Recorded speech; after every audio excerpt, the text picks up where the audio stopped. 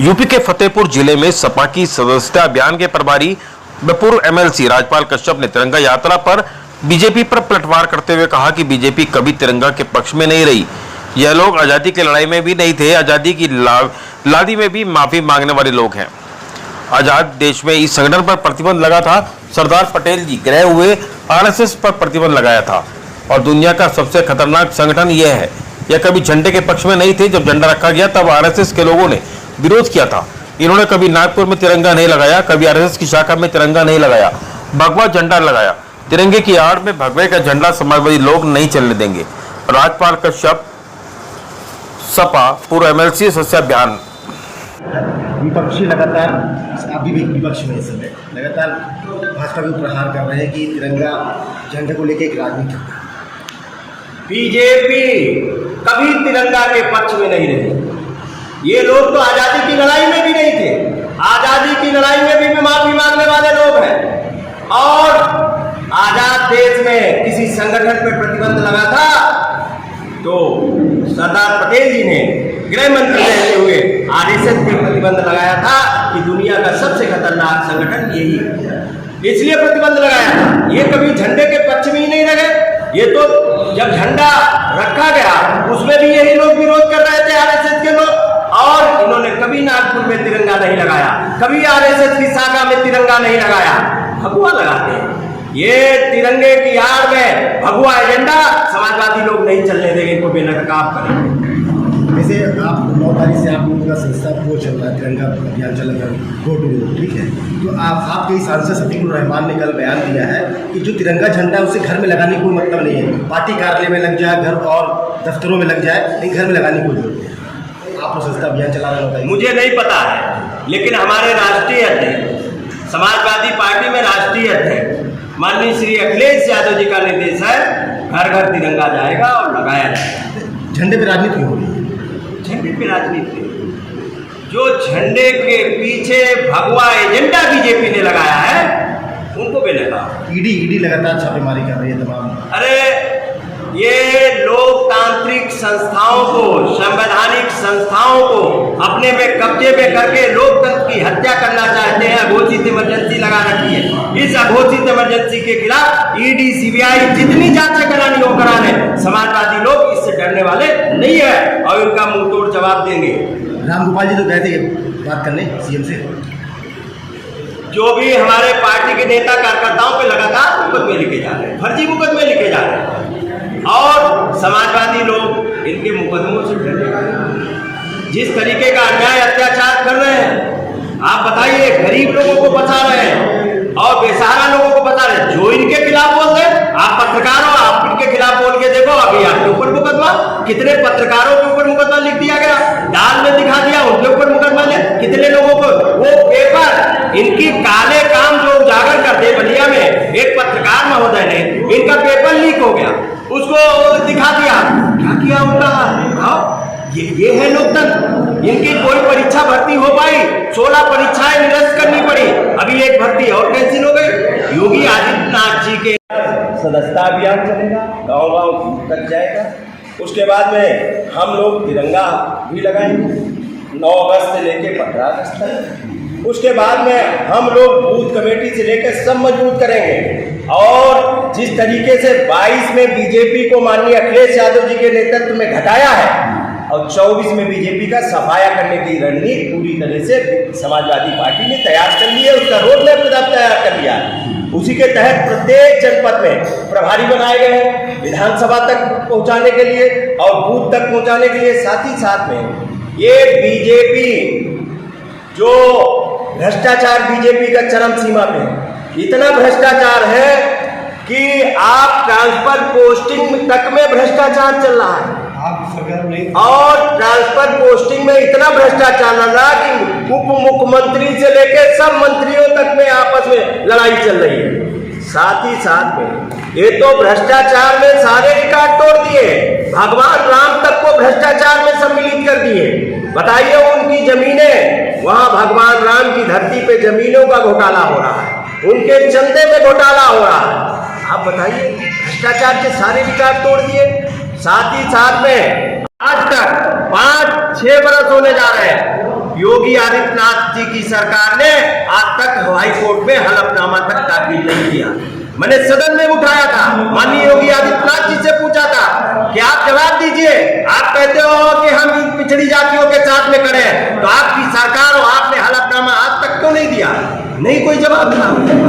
निषादों को ठगने का काम किया, पिछड़ों को ठगने का काम किया, दलितों को ठगने का काम किया, केवल चेहरा दिखा के वोट लेके और चंद उद्योगपतियों के हाथ में पूरा देश और मुल्क की अर्थव्यवस्था बेचने का काम कर रहे हैं। ये मजबूर कर रहे हैं कि 5 किलो अनाज पे हमारे लोग हिंदुस्तान जीवित रहे। ये 5 किलो अनाज भी कटौती अब करने लगे। किसान के खेत में कितने जानवर चल रहे हैं कि आज तक उसका कोई समाधान नहीं निकाला। गौशालाएं में गाय मारी जा रही, उनको कोई खाने पीने तक की। अग्निवीर सेना में भर्ती होते थे, गांव गरीब के बेटे सेना में भर्ती होते थे, उनके भी दरवाजे बंद करने का काम किया। कहा 4 साल नौकरी करेंगे। अरे 21 साल माँ पैसे पाल पोस के खेत में किसानी करके फीस जमा करते हैं, 21 साल पढ़ाते हैं, तो 4 साल के लिए पढ़ाते हैं क्या जो मंत्री और जो लोग बयान दे रहे हैं बीजेपी सरकार के लोग, क्या वो 4 साल के लिए अपने बेटों को नौकरी करेंगे? क्या वो 4 साल व्यापार जो कर लिए उनके लड़के, उसके बाद में उनकी छुट्टी करेंगे? क्या दूसरे आम जनता को देने का मौका करेंगे? या 4 साल जो मंत्री और सांसद रह चुके हैं वो क्या इस्तीफा देंगे या प्रधानमंत्री इस्तीफा देंगे क्या 4 साल बाद? नहीं है। केवल गांव गरीब किसान को इतना गरीब कर दो, इतना मजबूर कर दो कि वो 5 किलो अनाज पे हमारे जीवित रहे। ये धाने जाने को मोहताज कर रहे हैं। आज बताइए महंगाई के इस युग में तो अगर 2 बच्चे जिसके हैं वो बच्चों की फीस नहीं जमा कर पा रहा, फीस जमा कर पा रहा तो घर में रोटी और सब्जी और दाल तीनों चीजें नहीं खा पा रहा। ये हालात पैदा कर दिए। इसलिए अभी तो समाजवादी पार्टी ने माननीय अखिलेश यादव जी के नेतृत्व में 22 में बीजेपी को घटाया है और 24 में बीजेपी को सफाया तय है।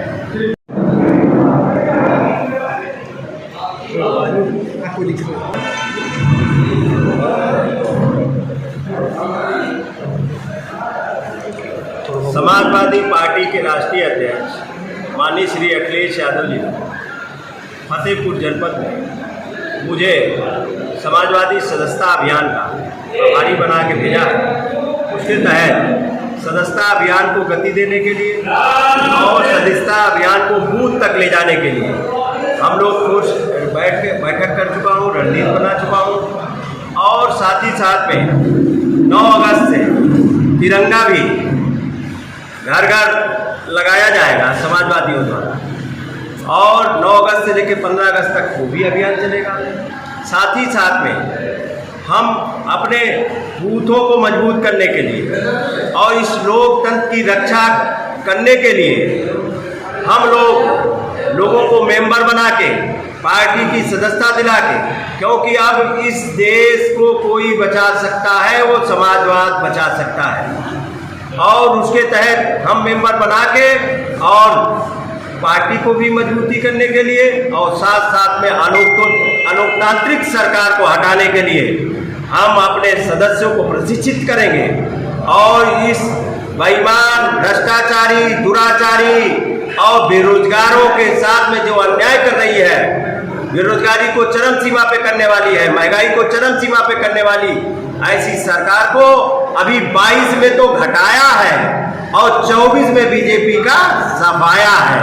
इसके तहत इस नारे के साथ में हम लोग जा रहे हैं और अभी ये नौजवानों को अपमानित कर रहे हैं, किसानों को अपमानित कर रहे हैं और जिस तरीके से महंगाई चरम सीमा पे है, सरकारी संस्थानों को निजी क्षेत्रों में बेच रहे हैं, आरक्षण खत्म कर रहे हैं और आरक्षण ही नहीं खत्म कर रहे हैं, डायरेक्ट आईएएसओ की भर्ती कर रहे हैं। गांव गरीब किसान का बेटा जो आईएएस बन सकता था पढ़ाई लिखाई करके, उसके भी दरवाजे बंद किए जा रहे हैं, सेंट्रल बंद कर रहा है और जिस तरीके से आरक्षण का ठीक से जाति जनगणना नहीं करा रहे। माननीय अखिलेश यादव जी ने लगातार मांग की कि जाति जनगणना हो जानी चाहिए। जब जनगणना हो रही है, 31 बिंदुओं पे आप गणना कर रहे हो जिसमें आप पूछ रहे हो कि हैंडपंप से लेके साइकिल तक और मोबाइल तक पूछ रहे हो, तो हमारी जात भी पूछ लो।